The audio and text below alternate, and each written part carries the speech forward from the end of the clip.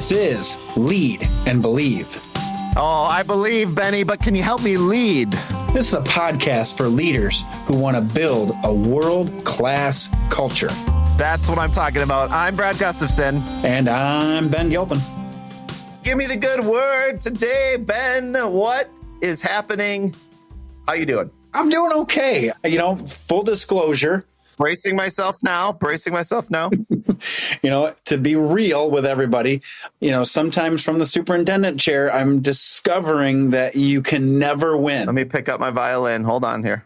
Okay, I'm with you. Continue. I'm sorry. I can never win, but I will say, I'm optimistic at nature and I have a positive mindset and I'm working through it. And I'm also getting a little bit tougher skin. So those are good things. Yeah. And to bring people in, and I'm sure that what you said probably applies to other things too, but we were connecting before the show, the pre-show, as people in the biz say, and we were just reminiscing about the joys of snow days and making those decisions. And I've never been around, how do I say this? I've been in a few communities and schools, and there's always lots of excitement and attention focused on that decision to have a snow day or not. Is it cold enough or not? And then sometimes you see on the news and social media where the superintendent calls a snow day and it doesn't snow. Like all these things happen, but my heart goes out to anyone who makes that important decision, just dealing with safety, but also dealing with families who are trying to help their kids and figure out, how to respond and work and all those things. So you're the person behind the curtain making those decisions now, Benny. Yep. And kind of an interesting little spin-off is today's topic. Yes. So today's topic, sometimes when we have to make hard decisions, sometimes when it gets a little bit hard, controversial, those things can cause some stress. And that leads us to today's topic of burnout versus worn out. I like it. Burnout versus worn out.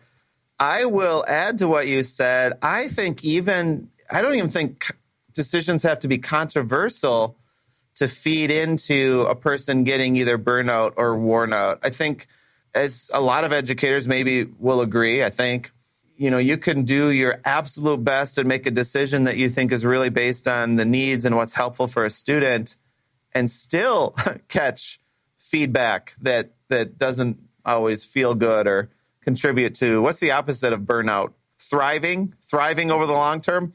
I think it is. And what's the opposite of worn out? Being rejuvenated, fresh? Yes, you're on it. Look at you. You're connecting well. Thank you. Yeah, I feel like I'm doing the synonym game. All right. So burnout versus worn out. Dave, let me ask you, Benny, does the distinction matter? Is it even relevant? I tend to believe it does matter. Okay. So as a leader for a number of years, what I would say to you is I know that I've encountered burnout in people. They've even told me they're burned out. Yeah. And then there's been others, I don't know if they've worded it with the quote unquote worn out, but they've said, I'm tired. I feel like beaten down. To me, that is a example of worn out. Now, here's the distinction though I really need to make. The person that's burnout, what I oftentimes see is when they're burnout, there's a few things that to me personally have come through more and more. There's more negativity. There's more negative statements. There's more. And then here's the big one. I tend to hear more cynicalness, cynicism. Yep. They could flow from a lot of different areas, right or wrong. That cynicism could flow from self-preservation, maybe. Mm-hmm. It could flow from, I've heard the saying, hurting people hurt, but there are probably some other spaces that it flows from just maybe, I don't know, a sense of justice or just even naming, what didn't work for them and why it was hard and probably lots of things I'm missing. On the worn out one, really got me thinking on this one, Ben. when I think about a person who's worn out, I think of teachers after conference season. Well, I think of teachers all the time, but particularly there are seasons of the year and times of the year, and maybe there are evening events and carnivals and just big things that you dig even deeper than you usually do, where you're worn out, and maybe over a weekend or even a long weekend, there's a chance that you can bounce back a little bit. Like when I think of worn out, I have a little more optimism than if I'm thinking about someone who's burnt out. To me, my visceral thinking is that that's trickier. That's going to be harder to fix. How do you read that? I tend to agree with that. I mean, first off, I don't always want to agree with you, especially when our viewers can't see this, but you're wearing a ridiculous stocking hat. I do have a hat on. Yep. You're not the only one battling snow and cold there, mister. Hey, we need to get one of those studio soundboards, and the only button I need is you saying, I agree with you. I agree. You and your keys from, I forget if it was episode 2, but I kind of like that jingle too. I know, right? Yeah, we do. We need that soundboard. I got to come up with something. But I digress. But to get us back on track a little bit, the worn out piece. So let's just say, I mean, we started all of this with a snow day talk, right? So sometimes when you're worn out, like a snow day it's fantastic. You just get that day to relax a little bit, catch your breath, and then you feel just a smidge of rejuvenation. Like, I can breathe today. I caught up on my grading, or even if you're not in education, whatever it happens to be, that day you don't have to go into the office. You just get a chance just to kind of get caught up and let your brain settle. But when you're burnout, it's just a small little Band-Aid that's not going to last. And so there's a lot of ways the person that's worn out, I tend to think, can turn the corner. Sometimes, whether you're in education or not, a staff get together, people coming together, that lifts up the spirit. People feel good about those things. Another thing, when you're a little bit worn out, maybe you go on a weekend vacation, skiing, to the indoor water park, wherever it might be. That can be rejuvenating. There's things that you can do when you're worn out, but when you're burnout, it sits with you and doesn't seem to go away. I don't disagree. You see how I phrase that very intentionally? I don't disagree with you. However, for the introverts in the world, let me just say that sometimes these social events that you're referring to, not everyone comes out of those feeling ultra rejuvenated. That's true. Huh? Mr. Chatty Social. Well, I mean, that's because some people need a vacation from the vacation. Exactly. Hey, on the burnout thing, you really have me wanting to go geek out tonight and research this, the psychology of burnout. But why is it that after, say, we'll just use snow day as an example, but a day off, someone who's burnt out, why might they only recharge on the battery meter 0.5%? I'm just making this up, but whereas a person who's worn out, that might fill their battery. Having an extra day off might fill it 50%. You know what I mean? Mm-hmm. And they both experience the same day off. So let me ask you this, because I'm gonna return your question with a question: the difference between physical fatigue and mental fatigue. Okay, so if you're worn out, I mean, it could truly be both mental and physical. However, I tend to believe if you're burnout, it lives way deeper in the mental side. I don't disagree on the burnout thing, that a big part of it is mentally. And I feel like on both fronts, burnout versus worn out, on each of those, maybe this is an overreach, that part of your soul even gets tired. And maybe that's on the burnout one. But I'm just thinking about you have me thinking physical versus mental. On a lot of times when people get back from field trips, there's a level of exhaustion. Part of it's physical, because keeping kids safe is a hands-on endeavor when you're out in keeping 20 or 30 kids safe. It's just a different animal. But also it's mentally, even though sometimes field trips, the content of the day is different or slightly lighter in a weird way, it's also heavier and a lot harder work mentally as you're scanning and doing all these variables as kids are in a new situation. Ben, you are forcing me into overthinking. I do want to say one thing though, just to point out, and I'll only speak for myself, and then I'll let you add on however you want to own this.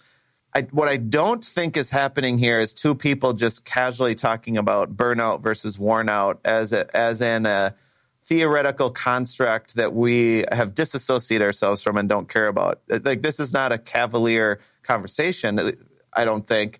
I think the spirit of this is, for me, having delved into those waters of burnout a little bit. I haven't really talked to many people about this, Ben, but like, last year was a tricky year. It was just really complicated, and it was different than being worn out. So it's a near and dear to me, but not just for even that. More so, I see a lot of people who are working their tails off and doing beautiful, magical work and struggling in different ways. And sometimes it's short term, sometimes it's kind of annual, like over the long haul of a year, and there's a cadence to that. Sometimes it's even more complex. So this is a real thing, and I know we've just heard from people, not just educators, listen to the show. Like, we have people outside education too, but now we're really speaking about education. My whole point, Guy, you got to cut me off sooner. All I could have said is this. I do think this is a topic that matters, and it behooves leaders to tune in and to try to figure out how they can be people who help people understand the difference, but then also who can co-create systems that don't steer people into the path of perpetual wearing out or even burnout. Like, that is in big part, that is on us. Mm-hmm. Okay, so one thing that you said there that I think was critical, you then analyzed and reflected on your year last year. And to me, when it comes to burnout versus worn out, there has to be some sort of self-reflection, self-awareness. Where am I in this continuum? Where am I when it comes to this worn out, burnout, somewhere in between? And there's a whole lot of caveats that we haven't really even touched upon. For example, depression. So if you're dealing with some sort of depression, does that even fall into one of those categories? I mean, that's a whole nother can of worms, but those are real things that real people deal with on a continuous basis. And on top of the depression piece, then the other one is, what if in your job, in your line of work, you just simply are ready for a change? So, that would be me last year. I was ready for a change. Does that put me in a category of either worn out or burnout? Again, those are things that I'm reflecting on and thinking about. I don't necessarily think so. I think some of us just sometimes we get in situations where we're ready for something different. I think I hear you on that one. And I think there are additional nuances that are sometimes unfortunate. Like, what if you are kind of living in what you feel is your calling and your profession of choice, and it's work that you relish, making a difference, helping kids, creating systems, elevating conversations, all those things. But then if you're almost forced is not the best word. It's like the voice isn't as active. But what if the situation and just where you're at, whether it's burnout or worn out, has you then defaulting to looking for something different? Yet you're conflicted because in your heart you actually want to be doing what you're doing, but you just didn't expect it to be like it is, if that makes sense. That feels different to me than maybe some other flavors, so to speak. So I saw something recently, and it was really fantastic, but it dealt with people focusing on their why.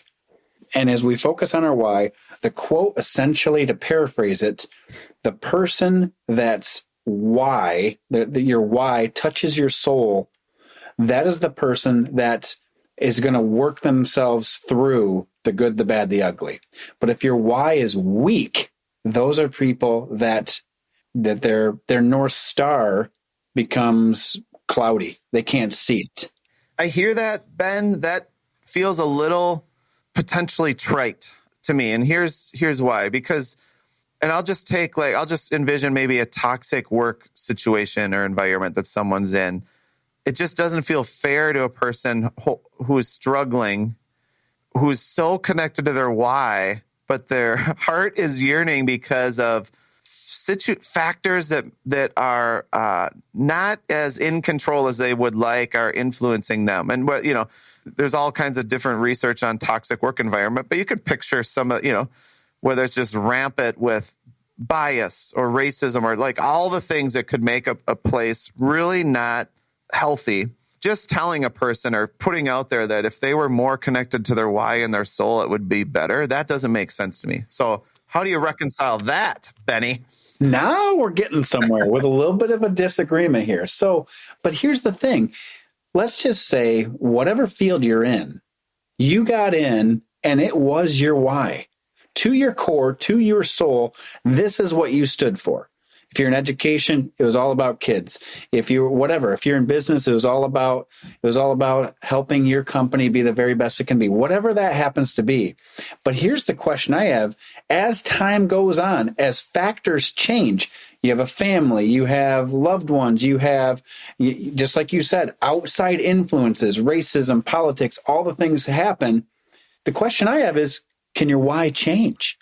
We talked about this a couple weeks ago, and it's it's a question I want to ask you and people listening. When you're burnt out or worn out or somewhere in between, like, what do you do about it to try to get closer or stretch back? Snap back to thriving or feeling fresh. And when you and I talked, if you remember a couple episodes ago, just about who you want to be, that is closely connected to the why. And I think who you want to be, and remember, it's not a person. Like, I don't want to be. I got you. I'm not talking about Abraham Lincoln here, but like. Oh, I read you, stocking capper. I want to be a guy who wears a stocking cap on podcasts. It is a cool hat, though. Thank you for noticing. But I want to be a person who, like, one of my things often is I just want to bring a sense of calm when things are really hard and complicated, when there's like 10 things happening at once that feel like fires and urgency.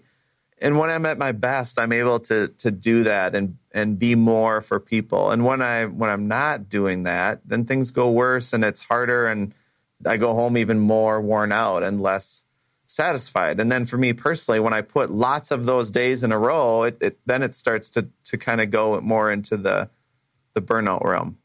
Okay. Does any of that make sense? No, it does. It does. As I've almost talked myself into this one on the burnout. Yeah.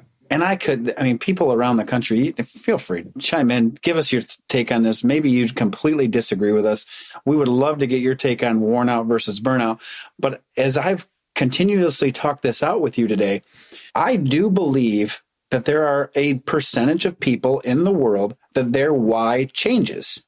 And sometimes they feel stuck in a situation. And if you begin to feel stuck in a situation, there are chances, and the probability is probably much higher, that you are then beginning to experience burnout. Give me an example of what you're talking about, because I can't picture that happening. What I'm picturing when I hear you say that is the situation changing, but their why staying the same. And that's oftentimes what's hard. Okay, so here's my example. And I'll use myself as an example. I mean, as a young career person, I came in and I was very much about trying to accomplish. Oh, okay.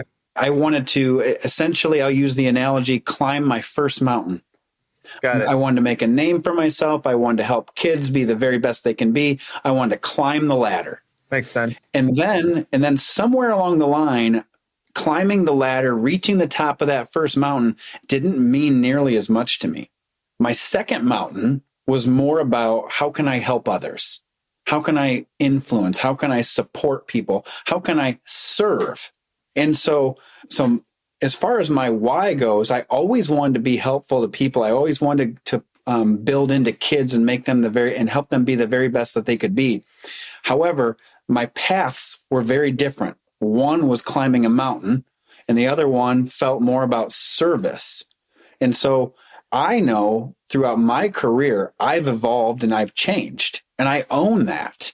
And I think that happens to a lot of people, but along their journey, I believe that sometimes as that change occurs, the reason you got into something, education or whatever it happens to be, sometimes can change. And then it becomes more and more difficult to have that same fire inside to keep going.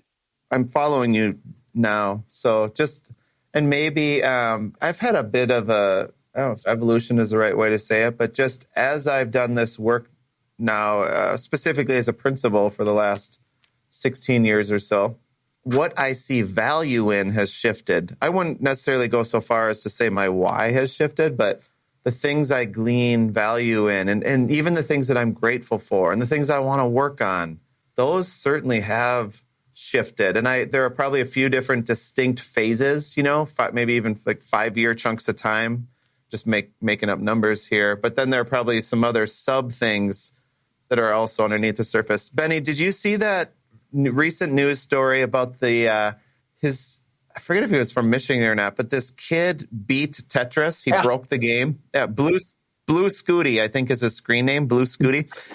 And I saw the video. So this just happened less than a month ago. Way to judge that one. So I'm watching this, and I did way more research on this than I should have. I don't know why I got so into it, but you were geeking out. Admit it, you're geeking out. I do that with a lot of things. Anyway, no human had ever beat the 1989 Nintendo game. I know that's crazy to believe, but no one has. AI, artificial intelligence, had, but AI beat it. It took AI 237 levels to kill. They call it reaching the kill screen on Tetris. Stay with me, people. I don't know where he's going either. Oh, okay, I'll cruise up here. Anyway, this kid did it much quicker. This kid almost had a perfect game. So he was more efficient with his play, and he broke the scoreboard and made the game quit even sooner, level 157. Anyway, as I'm thinking about this, Ben, teaching is like, and I think leadership, specifically in education, is not like Tetris. We will never have a kill screen where we've broken the game and mastered it. The goalposts are always moving, sometimes really fast, partly due to societal pressures, and sometimes like when divisiveness creeps in on a nation, it seeps out through emails and just the general discourse or civility or lack of civility. But not only that, even standards changing. Just when you're getting your students closer to proficiency or proficient or working hard on knowing and mastering those, they change. So for all those reasons, Ben, I can't help but think that feeds into part of why burnout and getting worn out also happens. Just naming it, not, it is what it is. And maybe part of that requires, like, what do you even do with that information? I'm asking myself while I'm talking to you. It's like maybe just the mindset of adaptability and recognizing I do not need to show up perfect or aspire to master anything today. I'm going to be enough if I show up as a learner full of grace, and then also naming things that are hard for myself and working together and trying to work with a team to co-create systems that make this work not easy, but maybe a little easier for my for colleagues and students and families. So can I tell you? So this is my big hope from this conversation.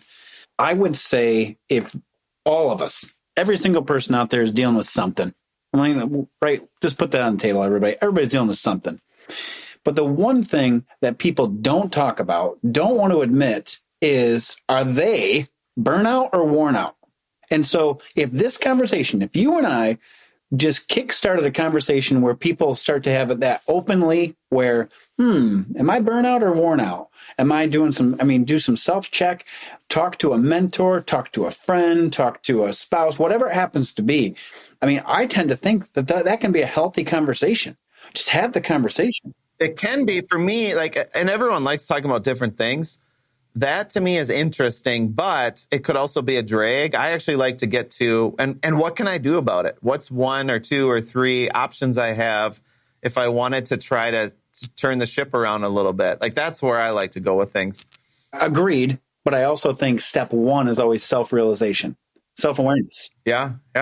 And so you've got to figure out where you fall, if you're anywhere on there. And you know what? If it's one of those things where it's just like, it's just a dip, I'm just experiencing a dip, then maybe that's just you're worn out. But if it's something like you're thinking, boy, this feeling just won't go away, and I'm just not happy in what I'm doing, then maybe it's something more than just feeling worn out. So it has to start. I tend to believe this has to start at the individual level and have a willingness, a courage to have a conversation about it. That's step 1, in my opinion. Brad, any last takes? No, I think having a conversation, I would just I agree with you, Benny. There's your sound effect button. I agree with you, Benny. I think I will just kind of name for me, just even mentioning something was hard or referencing last year. It's embarrassing. You feel weak. I don't know why, you feel less than competent. So that's why it's even hard for me just to admit that. So I don't know. I would assume I'm not alone on that in some ways. Who knows? No, I appreciate that. I mean, that's very honest on your part. What I would tell you is, from the leadership lens, that it takes more courage to admit that than weakness. And I know that feels a little cliche, but I believe that when we're vulnerable and it may be cliche, but man, you just made me feel good. Honestly, that was great. Thanks, buddy. Okay, people, as you listen to episode 4, season 2, Lead and Believe, we would love to get your take on worn out versus burnout. Hashtag Lead and Believe. And we'd love to get your comments on this, this matter that probably way more people deal with than we are aware of. I will see you on the hashtag, Betty. Have a great day, everybody. Creating a world-class culture requires intention and optimism. That's right. Often it's the small steps a leader takes that matter most. We hope today's conversation helps you move hearts and mountains as you lead and believe.